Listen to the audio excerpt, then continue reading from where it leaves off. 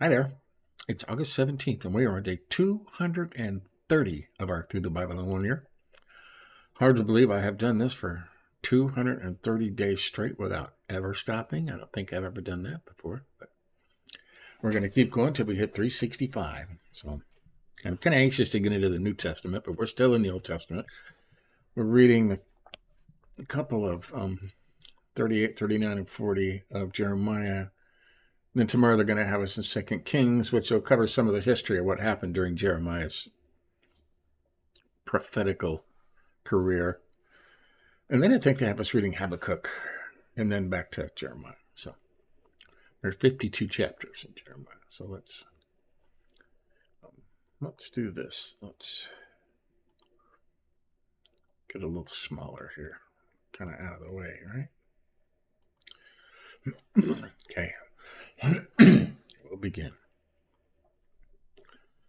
I can't pronounce his name, all right?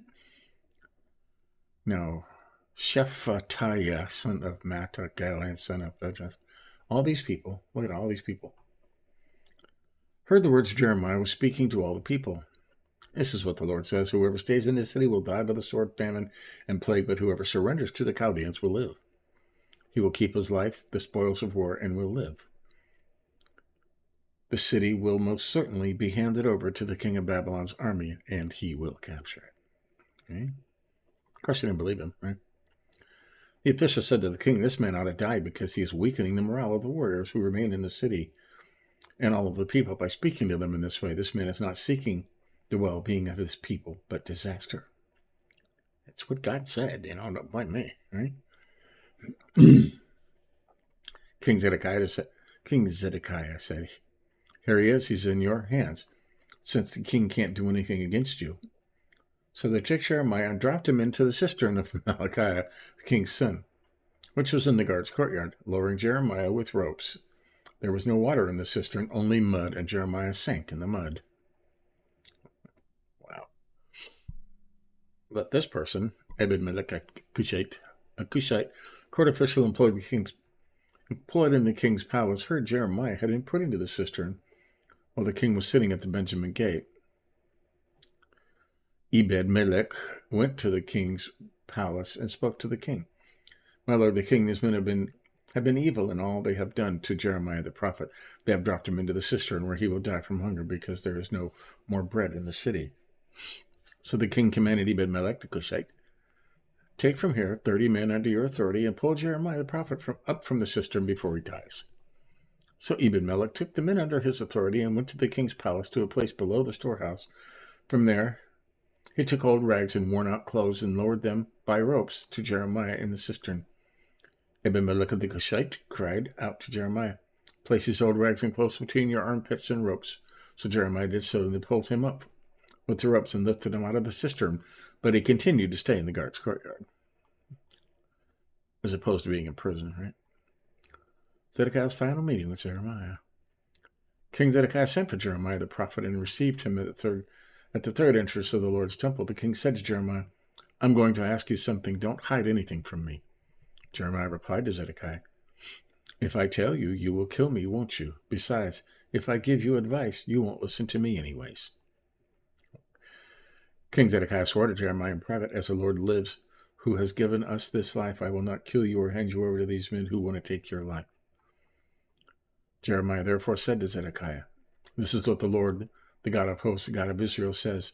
If indeed you surrender to the officials of the king of Babylon, then you will live. This city will not be burned down, and you and your household will survive. But if you do not surrender to the officials of the king of Babylon, then this city will be handed over to the Chaldeans. They will burn it down, and you yourself will not escape from them. But King Zedekiah said to Jeremiah, I am worried about the Judeans who have deserted to the Chaldeans. They may hand me over to the Judeans to abuse me.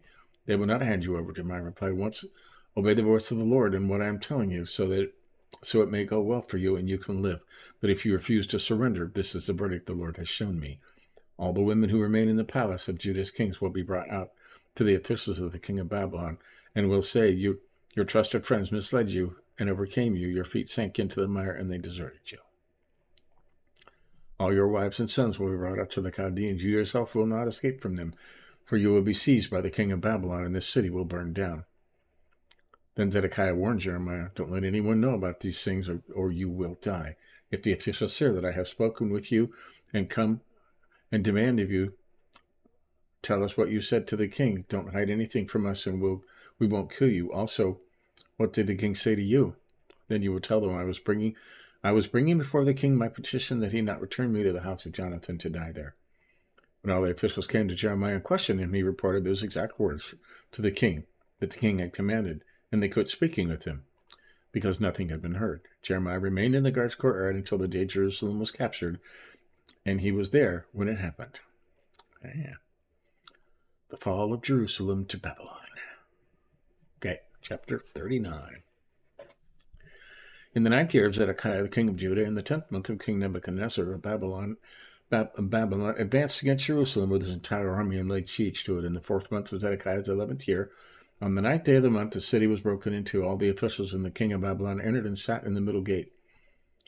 These people, wow, the ragmag and all the rest of the officials of Babylon's king. When he saw them, Zedekiah, king of Judah, and all the soldiers fled. They left the city at night by way of the king's garden through the gate between the two walls. They left along the route to Arabah. However, the Chaldean army pursued them and overtook Zedekiah in the plains of Jericho, arrested him, and brought him to Nebuchadnezzar, Babylon's king, at Riblah in the land of Hamath. The king passed sentence on him there. At Riblah, the king of Babylon slaughtered Zedekiah's sons before his eyes. And he also slaughtered all Judah's nobles. Then he blinded Zedekiah and put him in bronze chains to take him to Babylon. The Chaldeans next burned down the king's palace and the people's houses and tore down the walls of Jerusalem. Nebuchadnezzar, the commander of the guards, deported the rest of the people to Babylon, those who had remained in the city and those deserters who had defected to him along with the rest of the people who had remained. However, Nebuchadnezzar, the commander of the guards, left in the land of Judah some of the poor people who owned nothing and gave them vineyards and fields at that time. Jeremiah freed by Nebuchadnezzar. Speaking to Nebuzaradan. Why do they have these names? Captain of the guard, King Nebuchadnezzar of Babylon, gave orders concerning Jeremiah, saying, "Take him, look after him, and don't let any harm come to him. Do for him whatever he says." That guy, captain of the guard, the Rabses, Norgal, Sethar, Ragmag, and the captain of the king of Babylon, had Jeremiah brought from the guard's courtyard and turned him over to Godsinger, son of Ahikam, son of this one, to take him home. So he settled among his own people. Now the word of the Lord came to Jeremiah when he was confined in the guard's courtyard.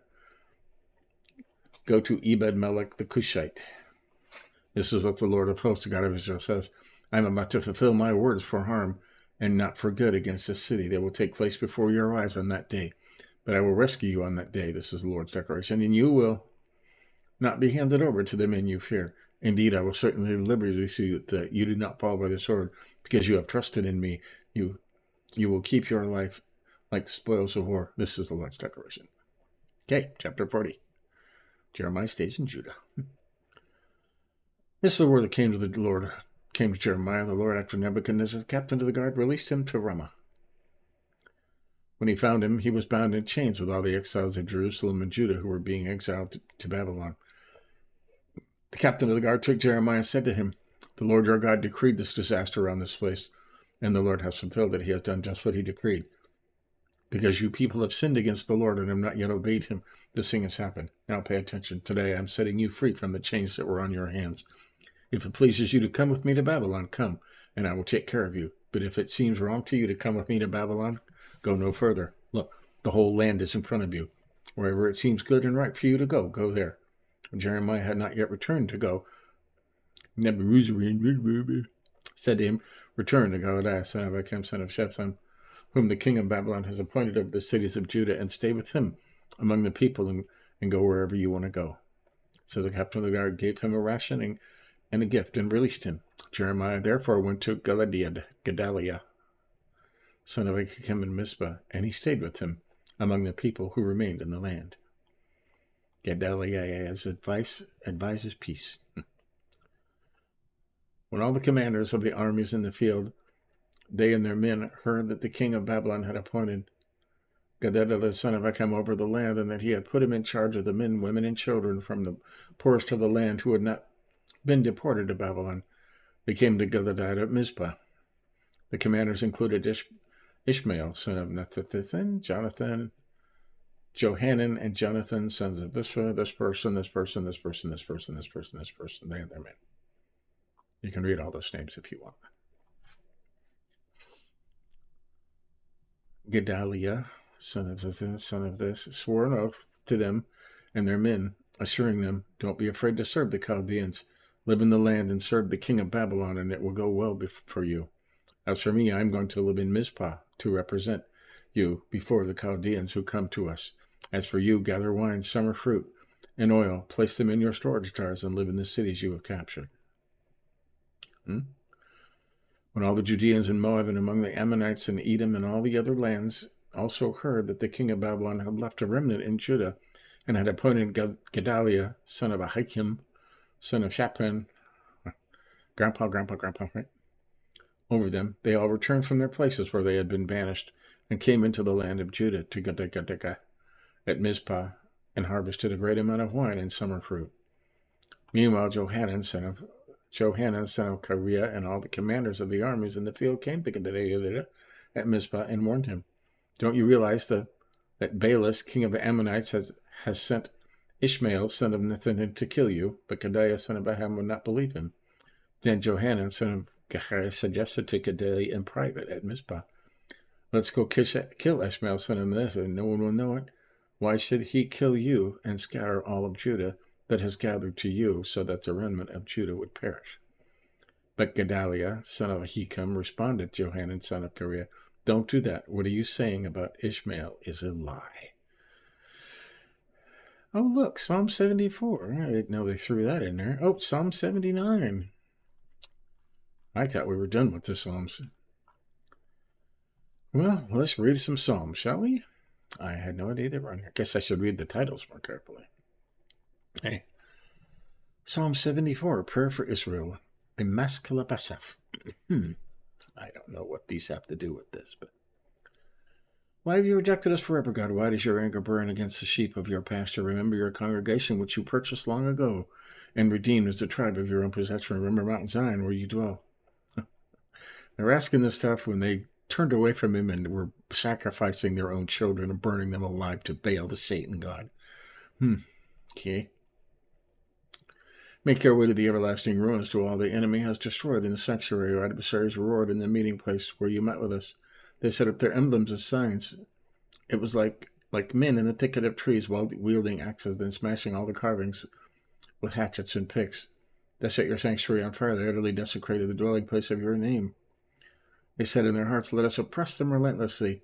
They burned down every place throughout the land when God met with us.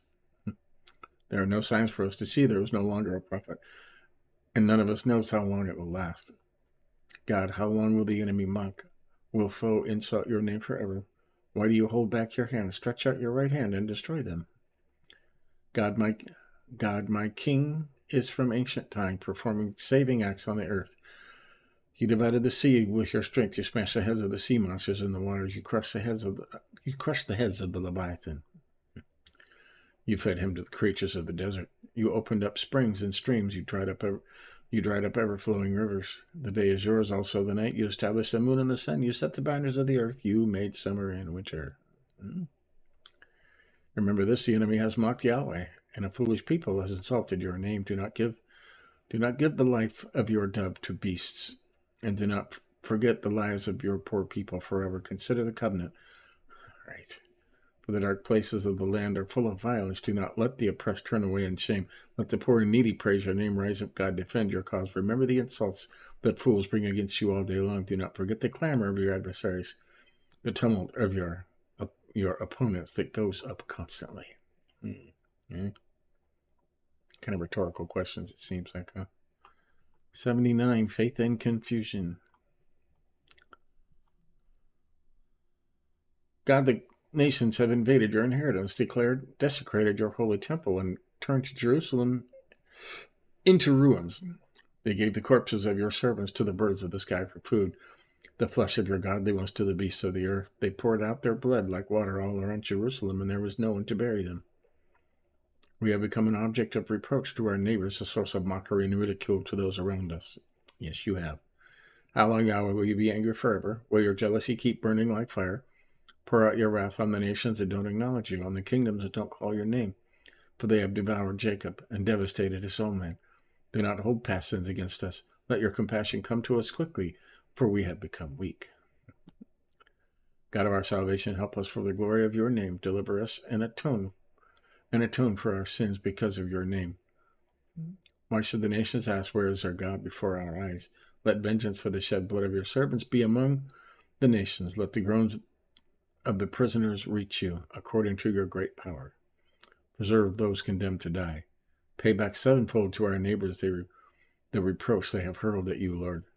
Then we, your people, the sheep of your pasture, will thank you forever and will declare your praise to generation after generation. Right. You know, they wait until he's mad and he destroys everything, and then they're saying, wait, but we love you. Happens every time. So that's Jeremiah for now.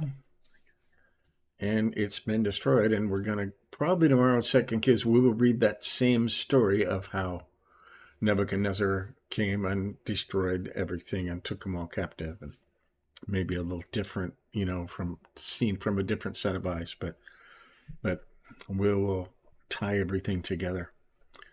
And then the next day, I have no idea what Habakkuk is about, but we'll read that. You know, it may only have 3 chapters in it, but they're having us do 3 chapters. If I could even find it in there.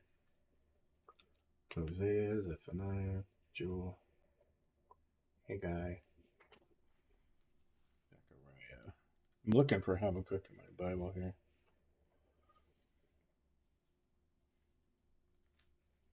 Oh, there it is.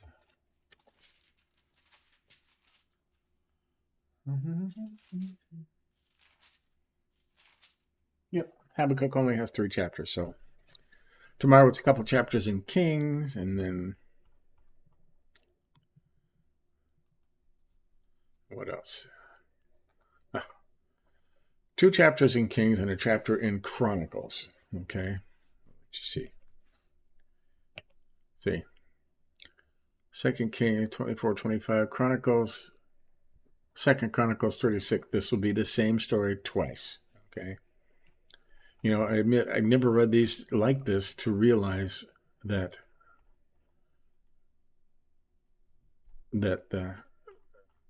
Chronicles and Kings tell almost the exact same story. Okay, it's like reading a different gospel, just told by a different person, same story.